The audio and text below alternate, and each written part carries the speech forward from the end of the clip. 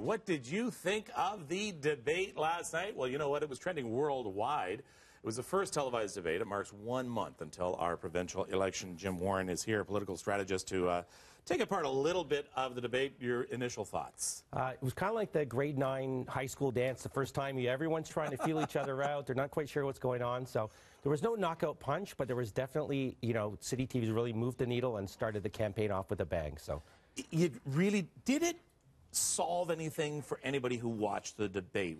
I've never seen an election where Ontario voters are so confused about who they want to vote for. Not actually since the Bob Rae, when Bob Rae became premier. There is remnants of 1990. The NDP is hoping about that, and it's very polarizing. Everyone is a sort of very polarizing figure. You have the premier who's done and is really in a tough spot in that she's so personally unpopular, but her policies are popular. And so how does she sell that, and how does she get people to convince her to give her another chance?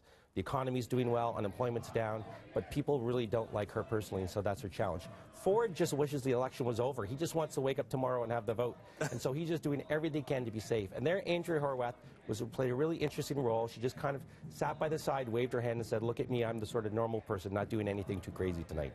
She tended, if you go with our unscientific poll, Doug Ford came in when we asked viewers. We said, who are you in favor of right now? Doug Ford was the one who was in the lead. But at the end of the debate, Andrea Horwath had taken over that lead from that debate last night. So right. It's interesting. She's actually the most experienced campaigner. So she's run in the most elections. She's been in the most leaders' debates. So she'd be most familiar with that format. We saw Ford was pretty nervous out of the gate. He sort of stuttered a little bit, and you're not really used to seeing that. This is a very different format for Doug. He hadn't sort of been in this before. He's in the leaders' debate, but a provincial campaign's everything different. What I really am hoping for to see is from the premier to really ignite her passion. She used to be a sort of school board advocate. She used to be a party activist. And so really last night I saw the premier win. What I want to see is the leader of the Ontario Liberal Party. I really want her to come out and be passionate about what she's done and defend her record with sort of a little bit more emotion and excitement. I'm going to give you a what if right now. And I didn't warn you about this, so I hope it's not. What if Patrick Brown was still leader and he was in that debate last night? Do you think it would have been different? I think it completely, totally changes. And so that's the thing about remarkable about this campaign. It's not what we expected. The Liberals had a strong game plan to attack Patrick Brown. They sort of been thrown in the wrenches.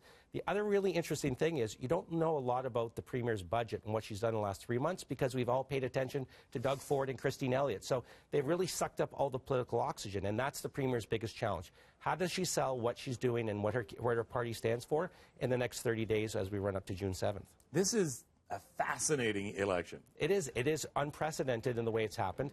You have Andrea Horwath, who really she almost has nothing to lose. She's lost so many times now. She's just hoping she wins this time.